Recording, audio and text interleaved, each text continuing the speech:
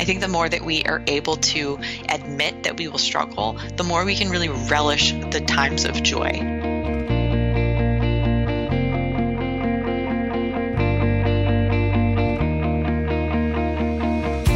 Hello, and welcome back to Seek the Joy podcast. Happy Seek the Joy Tuesday. I'm your host, Sydney Weiss, and on the podcast this week is Sara McNally. She's the owner of Constellation Co. It's a letterpress stationery company and brick and mortar gift shop located in the Seattle Fisherman's Terminal. And Constellation Co. uses the power of words and the magic of snail mail to connect people and make us all feel less alone. Because isn't that what it's really all about when we share our connected experiences and the moments of both joy and victory, but also struggle and difficulty? We can really come together.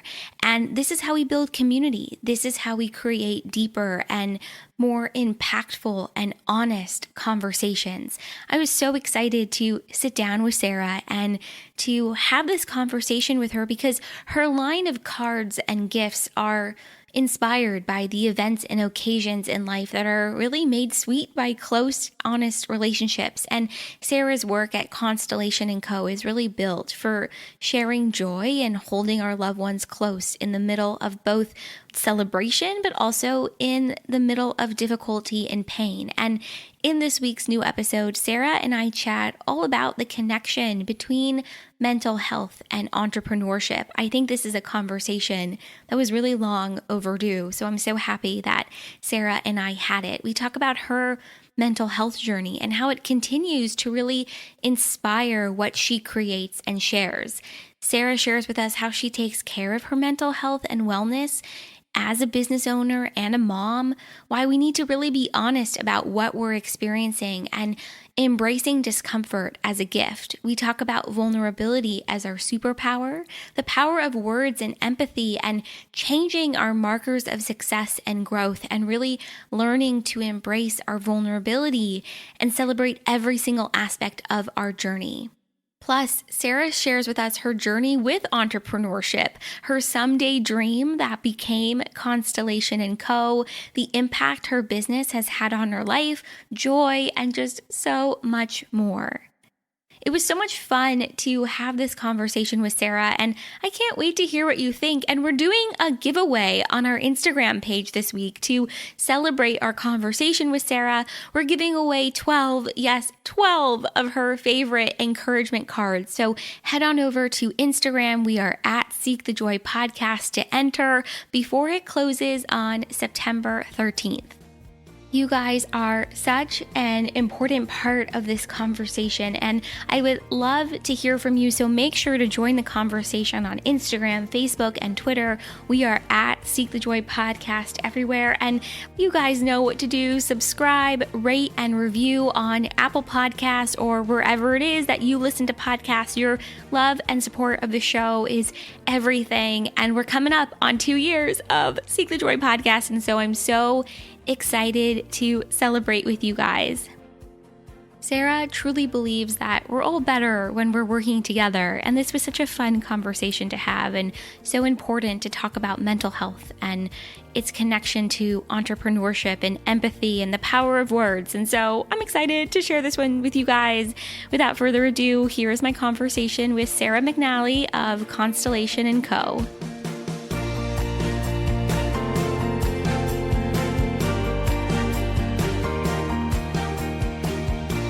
I'm so excited to have you on the show. When did you start Constellation Co. and when did you get started with all of this? Well, I graduated in 2009 from college and faced just a terrible economy. So that was a bad time. It was bad. It was a rough time. Yeah. And it didn't matter where you went to school or what your grades were. There just weren't jobs for newbies in most fields. So I definitely had a struggle trying to figure out what to do. And thankfully, I grew up with parents that were entrepreneurs that owned their own business for a long time. So it felt right to me. It made sense to try to start something. And I basically had the dream of starting Constellation, of my someday dream, my when I'm older, when I'm wiser, when I have more money, I will start this thing. And then life took a different turn, and it was the thing that I needed to do right then. So I started at 22 and basically started taking clients for weddings, bought my first printing press and refurbished it, and just started from there. And I did about 4 years of all totally just custom wedding invitations, and then took a severe left turn into the greeting card world, started selling wholesale and focusing in on products versus services, and have been running very hard down that road ever since. Wow. That's so cool. Do you feel like having parents as entrepreneurs helped kind of open this door for you in a way that, made entrepreneurship look like it was something that you could do? I always wonder about this, if what our parents did, or our grandparents, or our aunts, or our uncles, just sort of what we were exposed to, if that makes a difference, in terms of what we think is kind of possible. Absolutely. I don't remember my parents ever talking about me starting a business. I don't remember ever being encouraged or pushed that way. Yeah. But when the rubber hit the road for me in my career, I had watched that work. I had watched it happen through my life. So it felt very logical to give it a try, because I had seen it work. And I think that's a privilege in and of itself, to have witnessed it acted out. And as a parent now myself, I've certainly learned, if nothing else, that our kids learn from what we do and not really from what we say. So I think in that way, it was really formative for me to watch them, not just the high points of running a business, but to also see the low points and the struggles, as I think that really set me up for success in what I was expecting. I knew that it was going to be a hard road. Yeah, I love that, because often we only see the super positive, right, exciting, sort of like sexy parts of entrepreneurship, right? Like those moments where you're on top of the world and you're selling out and you just debuted a new product, and, all of those moments that I think are really showcased, but we often don't talk about or share sort of those lower moments, or those in-between moments where there are those growing pains and you're learning the ins and outs of your business. And so the opportunity, I think, to see both, but then also to talk pretty openly about both, I think is really important. Absolutely. And I think I tried to be an aspirational brand for a long time. I really wanted people to look at my life and go, wow, she's doing something right. That must be great. And realized very quickly along the way that that's not how I was made. That's not who I am, and that's not how I connect with people. Yeah. And actually, one of the funnier things that's happened to me in business is last summer. It wasn't funny at the time at all, but I kind of hit the end of my rope. It had been a really long year, and we had gone through like a major loss midway through the year, and just had a really rough time. And I got to the end of another really bad week last summer and just kind of hit the end of my rope. And I just sat in my living room and cried for about an hour, just wanting to give up, wanting to just not be the boss anymore. Yeah. And I walked into the bathroom and saw that my mascara had run down my face like a rom-com. Like it was like straight out of a movie. Exactly. Yeah. It was like the perfect, like, streaky girl who just got dumped on The Bachelor kind of mascara.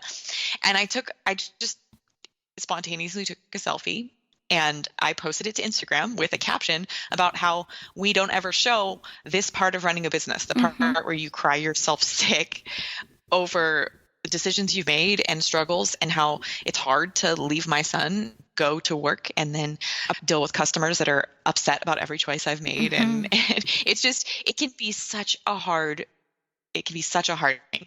But that was basically the one and only ever time I've ever gone viral. Oh my God. That post took off. Wow. People, can't remember the numbers were, but it was like something crazy, like 5,000 people liked it. It was over 1,000 comments, and it was getting shared on stories, and I was finding it everywhere. Wow. And it was just so funny to me. Not surprising, because I think I've learned enough at this point to know that vulnerability is my superpower. But it was just so funny that in all of my years of trying to make good choices and be successful and be wise and share the things that I've learned, what really resonated with people was, this is really hard and it's okay if you're struggling, because you're not the only one. You're not the only one. That's the reminder that we all need, right? You're not alone. You're not the only one experiencing this. And I think the more that we do show and share images like that went viral, I think it changes the conversation and allows other people to kind of step forward and be vulnerable with themselves too, right? I think like the more that we show what's really going on, other people feel more comfortable, doing the same. Absolutely. I think that's one of the biggest lies that specifically in our country we face, is that if you're doing the right thing, it should be easy and it should be fun and you shouldn't struggle. And my life has taught me that if you're doing the right thing, it will be joyful and wonderful a lot of the time, but you will also struggle, and that will happen. And that's true of marriage. It's true of parenting and friendship. Could not have planned my life better to be at this point that I am right now. I love my life. I'm so glad to be me when I wake up in the morning, but it is still a struggle. There are still struggles throughout the day, and there will always be struggles. And I think the more that we are able to admit that we will struggle, the more we can really relish the times of joy. Because I think for me, I don't feel joyful when everything is going my way. I am waiting for the shoe to drop. I'm waiting for the next thing to go wrong. When I'm really joyful is when I have completely embraced the fact that in 5 minutes, someone might be screaming, like a toddler might be throwing a fit. The dog might crap on the rug. I might get like a call from an employee that's not great. Like that might happen within 5 minutes, but right now, right here, I am enjoying exactly where I'm at. That's joy for me. Is it embracing both in the moment? We have to embrace both ends of the spectrum, because both ends of the spectrum is really what makes us human and what makes this journey, I think, so unique. And I think it's the lessons too within those moments of struggle that help to build you into the person that you want to be, help you build your business, right, in the direction that you want to build it. So even in those lower moments, the lessons and the gifts that are within that struggle, it prepares you, I think, for what's next. And like you so beautifully shared, it allows you to better embrace and maybe embrace more, wholeheartedly those moments of joy that you experience throughout the day too. Because I have people who say this to me all the time, like, your podcast is a Seek the Joy podcast. You must be happy all the time. And I'm like, listen, I am the first person to admit that I am more often than not in that joy. I'm not. I'm in that overwhelm. I'm in the anxiety. I'm in, the day-to-day grind of what real life is. But it's a constant choice to seek that joy and to want to embrace it and to bring more of it into my life and into all of our lives. And so I think the more that we, talk openly about this, it's so important. It's just such a game changer. And you're right. Vulnerability is our superpower. It's just a beautiful opportunity for relationship when we're vulnerable. Yeah. When the person next to us recognizes that what they're struggling with is similar to what we're struggling with, it opens up so many opportunities. It's a beautiful thing. It really is. And this is kind of bringing me back to something that you said a little bit earlier in our conversation, that for the longest time, you really wanted to be sort of this aspirational brand, right? Where people could look at you and be like, look how great she's doing. And look how, this is all seamlessly coming together. Was it in that moment last summer when you posted that selfie, when it resonated with so many people? Was that when you really realized, like, no, it's not about being aspirational in a perfection sense. It's about being aspirational sort of in this more vulnerability, being authentic, being real, showing people what's really going on. Was that part of the shift for you, or did it happen a little bit before or after that? I think it was definitely a piece of the puzzle. The last 5 or 6 years for me, I've been through quite a few things with infertility and pursuing adoption and losing a close friend. And so I've been through all of these difficult things, and I've learned a lot from them. And I've brought a lot of those lessons to the products that I make. So my greeting cards are very inspired by those struggles in life and the real life experiences and the good advice and bad advice that people have given me.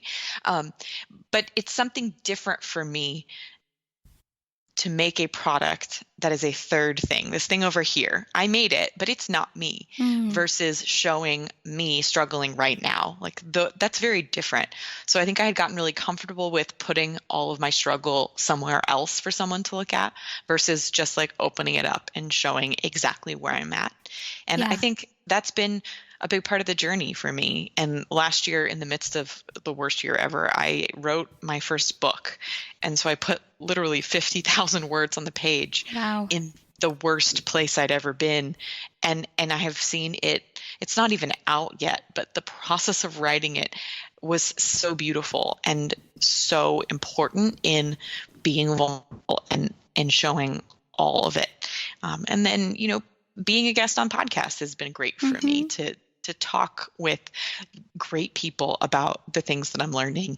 And also last year I started a YouTube channel. And that was another big step of, I'm not just showing my product or my business or a carefully tuned and edited photo on Instagram. I'm literally sitting in front of a camera in all of my awkwardness and all of my goofiness for sometimes like 30 minutes and just talking. And that has been very good for me as well in peeling back the layers and just showing the person behind the products, person behind the brand, and being really honest. And I think those have all been important. Yeah. Allowing yourself really to be seen and your words to be seen and your journey to be seen. I think that's so cool. Just to go in front of like a camera, that's like another layer, right? Another level of allowing yourself and your emotions to be seen. And even through this process of writing your book. And so what has it been like for you to really share your journey through these cards, through these words, to put them out there? Like, what kind of impact has that had on you to really, like you said, share so much of yourself, but it's also, kind of like a third party, a third piece? I would love to know, what has that been like? I think it's been really good for me. I think I'm my harshest critic. And when I'm struggling, I can be the worst to myself. But in that moment, what I'll usually do is pull out my sketchbook and my fountain pen, because I'm old school. Love it. And I'll write down the words that I wished I could believe in that moment. The kind words, the encouraging words that I wish someone could give to me when I was feeling that way. And then I give them to someone else. And that for me has been huge, because I get to experience someone buying the card and telling me about the person that they're buying it for. And sometimes it's hard with people we love to tell them how we're feeling and what we want to give them, the kindness we want to give them. But it's really easy for people to tell me the kindness they want to give to their friend. And that makes a difference in my own mental health and my own personal journey. That really makes a difference. And then I get to hear sometimes from the end person, the person who receives the thing and takes a picture of it and shares it on Instagram and tags us and talks about how much those words meant to them. And I hear stories all the time of people who like taped them on their mirror so they see them every day, or keep them for years. And hearing that my words make a difference in other people's lives gives my words a little bit more credit and credence in my own mind when I'm struggling, which is crazy because they're the same words, but somehow having someone else be receiving benefit from what my brain does, because my brain can be awful too. I have a very imaginative brain and a very anxious and depressive brain. So knowing that my brain is capable of beauty and joy and encouragement and hope and light really helps balance out the other parts of my brain that don't feel capable of those things. Yeah, that's really interesting what you just shared, because I think sometimes we look for that validation of our experiences from other people, right? So like you shared, like, these are your words. This is your experience. You're putting it down on paper. But then the minute that someone comes to you and says, hey, this really resonated for me, or they're sharing their experience with you, or putting it up on their mirror, it sort of validates what you went through, and then also validates it for themselves too. I think it's really interesting how often, we seek or we look for that validation of our own feelings, of our own experiences, from someone else who resonates.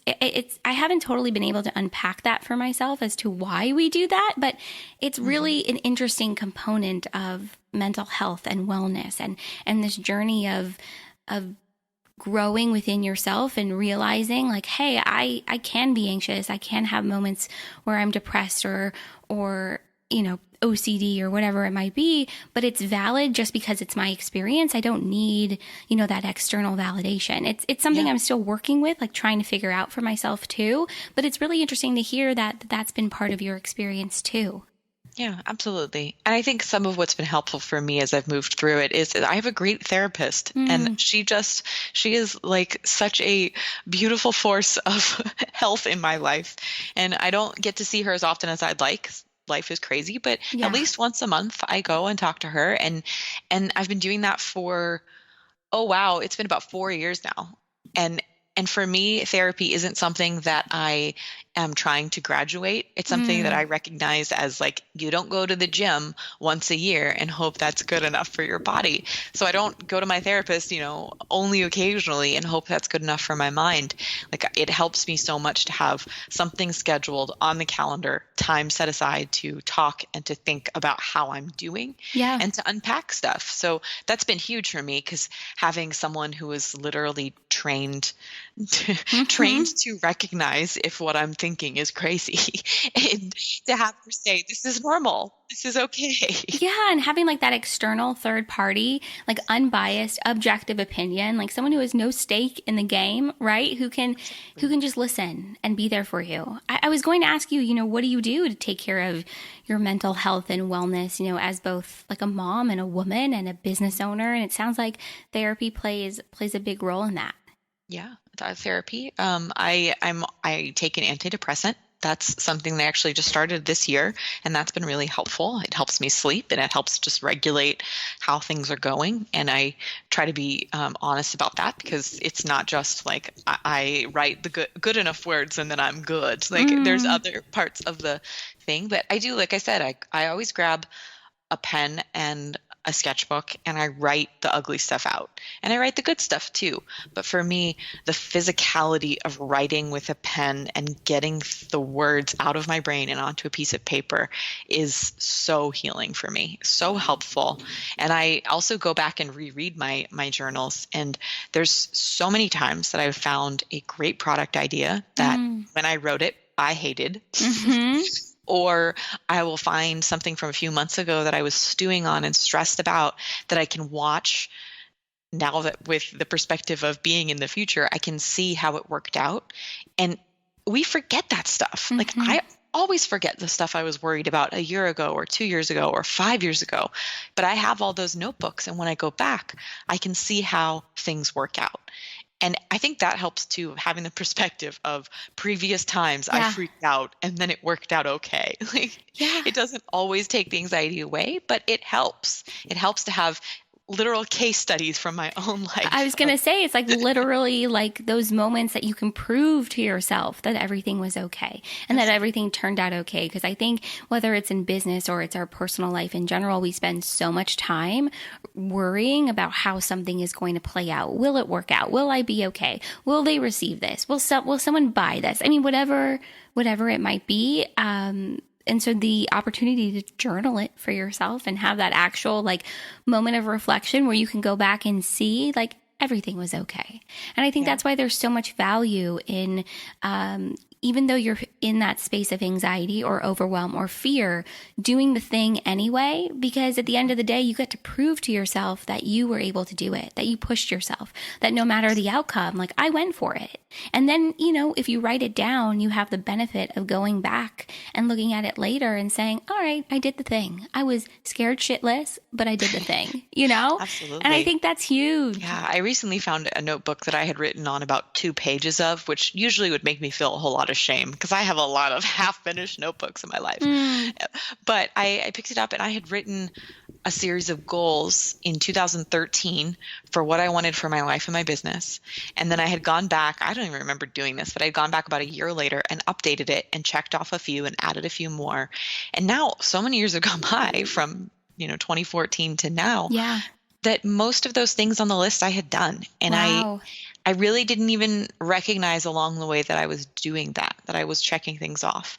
And if we don't write down our goals or our fears or any of the things like that, we don't have the benefit of being able to go back and see how far we've come. Because I don't think we give ourselves credit for our progress, and we're really doing it. We're making progress. Yeah, you're right. We don't give ourselves credit for our progress. And I think we need to do more of that, because I think we can get so stuck in the things that we haven't done, in who we aren't, who we haven't become. I mean, I don't know about you, but I think I've always had these different benchmarkers in my life of where I wanted to be in my career, where I wanted to be in my personal life. And then, the year comes where you had that benchmarker and it's like, I'm not there. And then I feel bad about myself. And then, you focus on what you haven't done, who you aren't, the have-nots, rather than look at what I have done. Look at what I have accomplished. Look at who I am, just who I am as a person, the relationships I have in my life, the friends, the family, the good. And I think we need to make more markers in our life of like opportunities to look at how far we've come, who we actually are, versus, focusing on the things I haven't done or where I'm not. Absolutely. Those markers and giving yourself more credit. It almost makes me just want to start making a list of like all the things I have done and looking at how far I've come, like kind of making those, like end of year sort of credit lists. I don't know what I want to call it, but that would be so powerful to do. When my son was really small, he's 4.5 now. He can do, he can take himself to the potty and get dressed and all that cool stuff. He's practically a grown-up now. Yeah, amazing. But when he was really little, I would, at the end of the day, make a list of everything I did that day, because going from being a full-time, little bit of a workaholic person to a full-time mom with a full-time job, because I was able to work from home, thankfully. But I would get to the end of the day and literally look in the mirror and say, I did nothing today. I got nothing done. But when I sat down and wrote all the things that I did, including the things with my son, including conversation with a friend or eating a good, healthy lunch, I included every single thing I did that day. And every day I did it, I get to the end of the list and feel grateful and feel proud because I was able to accomplish a lot, even though I didn't finish the 1 or 2 tasks completely that I thought I would at the beginning of the day. I knew I could do them tomorrow, and giving myself credit for all of the things. Like, you took 30 minutes and let your sweet little baby sleep on your chest. And that I now that thinking back, like, I want to cry, because I do not regret any of those moments. Those were so important, and they went by so fast. So being able to recognize, not even just at the end of the year, but even at the end of the day, sometimes, like look at what you've accomplished. It is impressive. And I think most of us who are doers and goers and like busy and, making a podcast and doing a thing and working and doing volunteer projects and doing family things, like we do so much, and we let our brains talk us out of it. All right, guys, taking a brief break from this week's new episode to talk to you about something I'm really excited about and I'm really loving, which is our Seek the Joy Guide to Podcasting and our Seek the Joy Guide to Pitching Guests. I have been so overwhelmed and blown away by not only the response to both guides, but what you guys have already shared with me about the impact that they're having on your podcasting journey. And my whole mission and focus with both guides is to really help you get your message off the ground and into the ears of the people that really need to hear it the most. And so I am just so excited to finally launch and share both of these guides and to see them in action as you begin to develop and grow and launch a podcast of your dreams. So head on over to seekthejoypodcast.com/seekthejoyguides to check them out, or hit that link in the show notes. It'll take you right there. And I'm excited to see where you go with this podcasting journey. All right, guys, without further ado, let's head back to this week's new episode. I think we have to shift what those markers of success and accomplishment and also just like those markers of doing, like what they are, because sometimes it's enough in any given day just to wake up, eat a good meal, and you've already done enough. You've already accomplished so much for the day. I think the more that we can shift that marker of accomplishment Absolutely. and shift that marker of success for ourselves, not only will it change the way we view ourselves, but also the way we speak to ourselves. And then also, how we treat ourselves, it then trickles out into our other relationships. So whether it's with our friends or our family or within our business, the minute you shift something within yourself, it has that ripple effect. Absolutely. And when I'm in a healthy place, my family is in a healthier place, and my employees are in a healthier place, and my customers are treated with more like enthusiasm and kindness. And it ripples out so very much. And I have to kind of take that ripple back when I'm not doing well, because I can see that same ripple and I'm like, oh my gosh, I'm struggling. And so my family's struggling and my employees are struggling. And in reality, as long as we are being vulnerable and sharing where we're at as much as we can in the moment, like we are not passing along this, I don't know, it feels so toxic when I'm in an anxiety spiral. I feel like, oh no, I'm like shooting this out everywhere and everyone is like getting hit by these, this anxiety bullet. But if we are honest about how we're doing, then when someone in our life is struggling next week or next month or next year, they're going to know we're a safe place because we have experienced that too. I think that's another thing to give ourselves credit for, is even when we're not doing, even when we're struggling, like there's fruit to be, there's fruit to be had there too. Yeah. And also making sure that there's that safe space for ourselves to land. I think something that I've struggled with so much is I'm such a doer. And so by default, I end up being that space for other people, but not always carving out enough time or enough space for me to allow myself to be that safe space to land, or to even know, who I can carve out in my life, whether it's a therapist or a friend or a family member, whatever it might be, to make sure I have that space external to myself to land to, so that when I am in moments of anxiety or I am in moments of overwhelm, there's somebody for me. And I think often we talk so much about, being there for others, but not really, always enough about being there for ourselves in that way too. Absolutely. And I think when we are in the middle of whatever we're struggling with, that is not the moment to try to carve it out and to find that person or find that, whatever the tools are. I think the moments we need to be building those things are when we're not in the middle of a freak out and a huge rough patch. Yeah. So I think it's important to keep investing in those relationships even when you don't quote unquote need them. Right. Keep hanging out with those friends on good days. Keep, scheduling those therapy appointments, even when you're like, I don't even know what we'll talk about today. Like for me, I know I'm in for it, because if I don't know what we're going to talk about today, we're going to get into something deep that's like from a childhood that I was not ready to talk about, like stuff that's like way back there. Because there's never really in life, there's very rarely times where, we set that time aside when we're not feeling that like pull for, for struggle. But yeah, I think for me, it's a good practice to keep journaling when I'm feeling good and when I'm feeling bad, and keep all those things rolling through the good and the bad, so that it's not like this desperate grapple for helpful things when we're in the middle of it. Yeah, preparing, in advance, I think is so important. How were you able to kind of create that game plan for yourself, or how were you sort of able to carve out or create, those safe spaces to land for yourself? Did you think about it ahead? Was it something that you were really conscious and intentional about, or was it going through these moments of struggle and hardship? And was it really in those moments that you figured out, who you can rely on or how you can cope and deal, in those moments?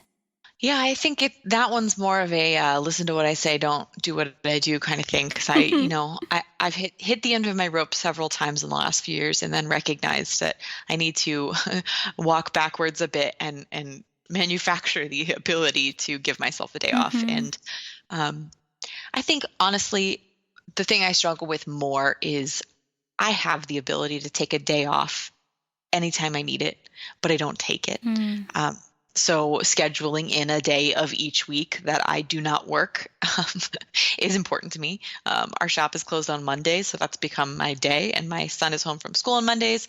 So I try to keep that space sacred for whatever we feel like doing that day. And that's been important. But honestly, I wouldn't have gone to therapy unless I got to a place where I did not see a way forward. And I think there's so many of those things that sometimes the struggle is a great catalyst for saying, I can't do this anymore unless something changes, and then making change. So I think now, between sort of the rolling waves of struggle in life, now that I'm in a place that's sort of feeling calm, it's now that I'm kind of thinking back through, okay, what things really helped? What conversations really improved how I was doing? What, making lists of taking a bath really helps me.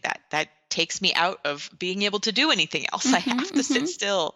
And having a fiction book that I can pick up when I'm really struggling really helps me to take me out of my cycle and make me think about someone else's story and things like that. Just being aware and living in my body, what makes me feel better, what makes me feel worse. And then as I'm starting to spiral, kind of going back to that list and going, okay, here are things that I feel like doing because I feel crappy. And here's music I probably shouldn't listen to and podcasts I shouldn't listen to right now. And here are things that will help me feel better. Even if I don't feel like doing them right now, I'm going to try. Start with the first thing on the list and try some of these things. And inevitably, they do help. I just have to kind of get over the hurdle of wanting to feel better. Yeah.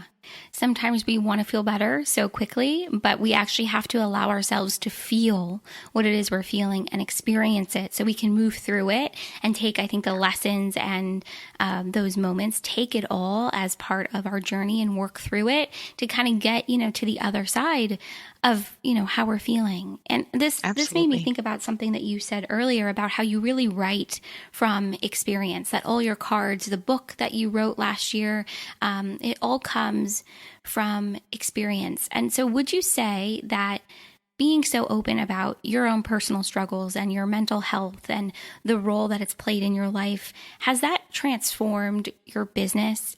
Has it made an impact on your business? Has your business helped you with your own struggles and your own journey? What has that relationship been like with your business, I guess, throughout all of this?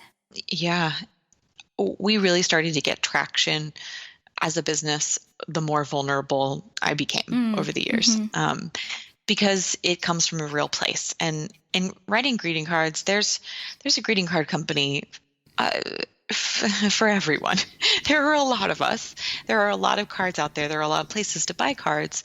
So writing just another birthday card, although I do love my birthday cards too, that's not why people want to follow us on Instagram and make an extra trip into the store.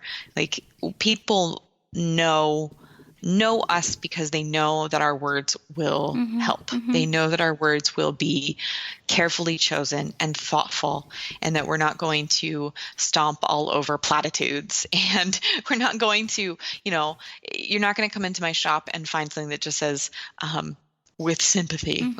That for me doesn't cut it. So people know us because they know that we write words for real people, for people who are really struggling. So I think that that's been transformative for the business and for me to recognize that this is not something to run away from, but something to embrace and walk towards.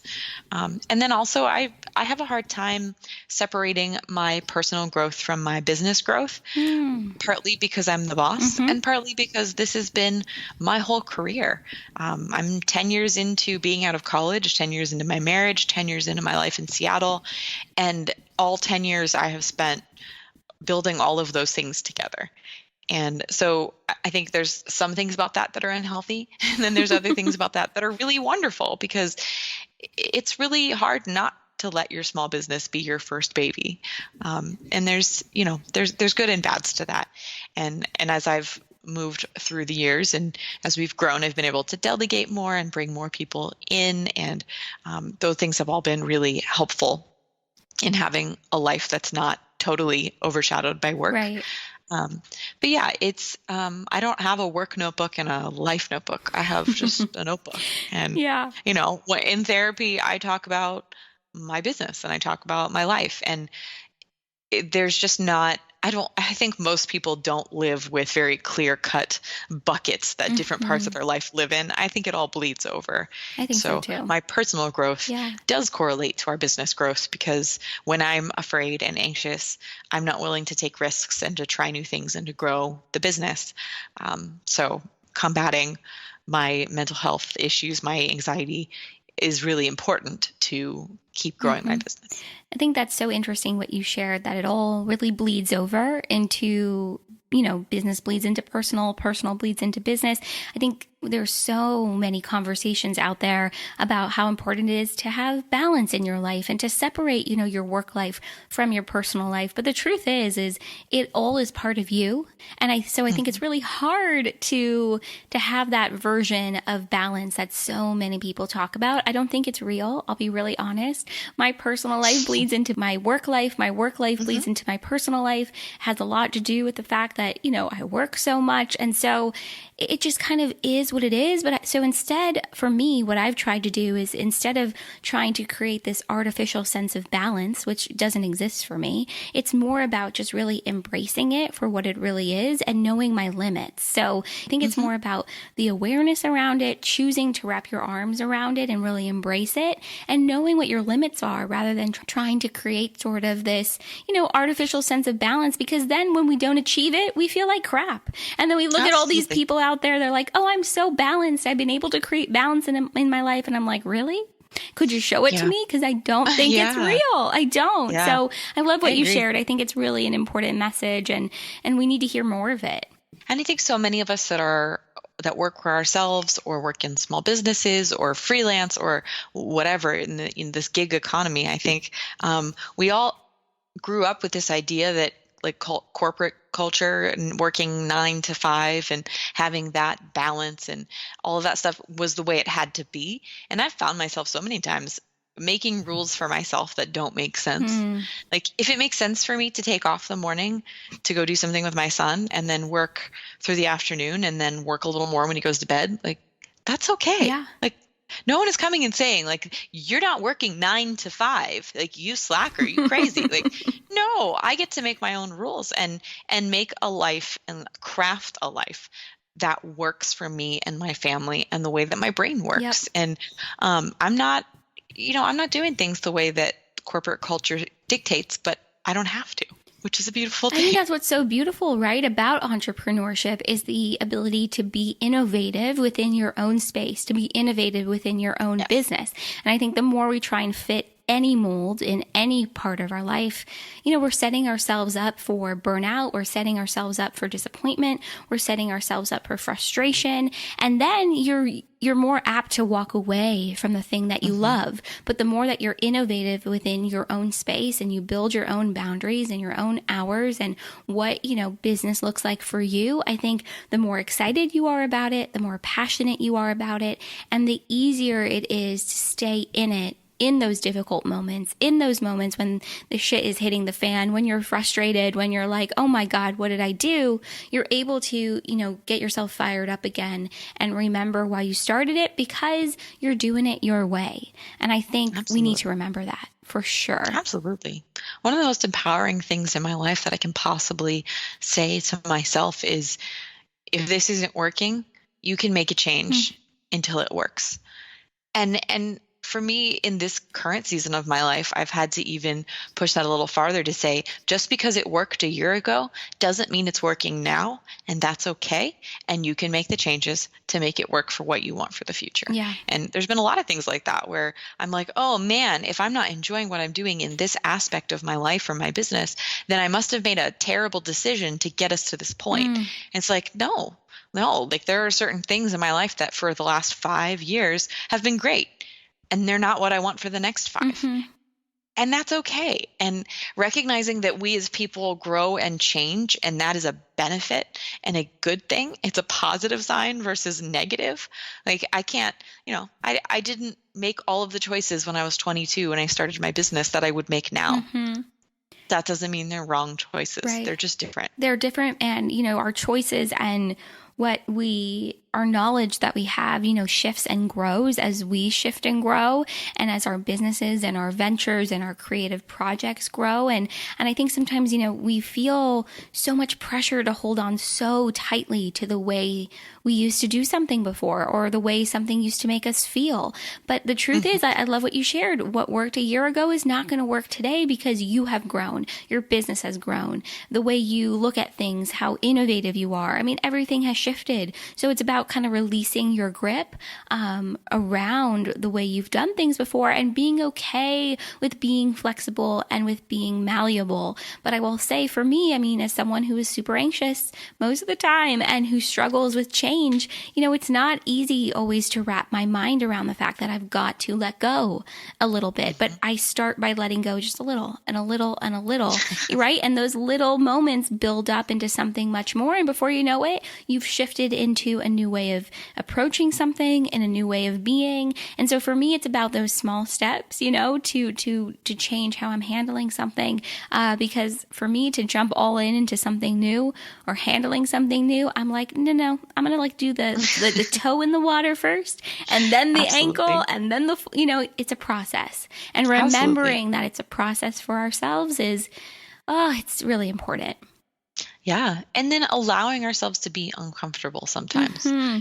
Like I don't grow when I'm comfortable. When I'm comfortable, I'm like, I'm good. I'm not getting out of bed. It's comfortable in here. I'm warm and cozy. Right. But when things kind of bubble over and we get that like discomfort, I treat discomfort like a friend who's shown up to give me some news about my life. Like if I'm uncomfortable, that doesn't mean I should stop doing what I'm doing. It means it's time to move forward in some area of my life. It's time to do something differently, or it's time to take a new risk or try something new. And so in my life, discomfort is a little bit, it's like holy. It's like this holy discontent that is it's like a bellwether to help you see where in your life things can shift and change.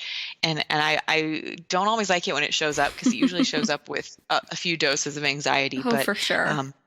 I've learned that discomfort and anxiety are separate things, and that discomfort isn't bad. Like it's not negative in my life. Yeah, it's about recognizing, and I think having that awareness too, that you're even experiencing discomfort versus anxiety. Because I think a lot of times those moments of growth and those moments that kind of like knock on the door and say, hey, it's time to move on. It's time to move up. It's time to go left or time to go right. It wears that mask of anxiety. It wears that mask of overwhelm. And so I think learning to be aware of it, and then to peel back the layers and say, actually, this is just discomfort in stagnation, and I've been on autopilot for too long, and it's time to move. But, we all don't really recognize it right away. And sometimes it's a process of like pulling back those layers and saying, actually, it's time for me to challenge myself. It does appear as anxiety, but it's okay. I can do this. It's a gift, in that moment. Yeah, absolutely. What would your younger self think about what you're doing now? Because I know this was a dream. You shared that this was sort of that dream that you saved for someday. What would your younger self, think about all of what you've accomplished and what you're doing and where you're growing? I think about that a lot, honestly, especially with this focus on snail mail and greeting cards that has taken my career to where it is. Like, that was stuff I loved as a little girl. Like that was all the stuff that made me feel something when I was tiny. And I think little Sarah would be proud of big Sarah. I think the part where life trips me up is the steps from there to here looked very different than I expected. And it's not the destination that's different than what I'd hoped. It's just the steps along the way were longer and harder and more treacherous terrain. But honestly, I wouldn't be who I am without every single one of those difficult steps. So I'm grateful for them. But I'm grateful for them right now when I'm feeling like I'm in a great place and things are good and I'm happy. I'm not always grateful for them when I'm in the middle of like feeling like I'm going to fall off a Oh, cliff. isn't that the truth? Right? Yeah. It's so true, but every step leads you, to exactly where you're meant to be.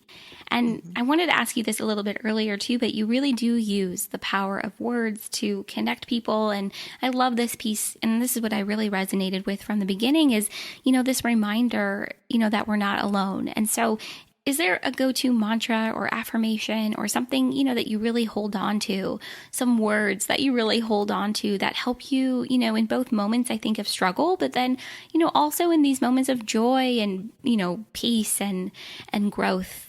I probably don't repeat it like a mantra as often as I should. But two words that have been really important to me are belligerent hope. And Mm, I put those together because for me, I've learned that hope isn't this like fluffy, floaty, I don't know. It's not like a cloud. It's not something that like floats in and is like, ah, yes, wonderful. I'm basked in hope.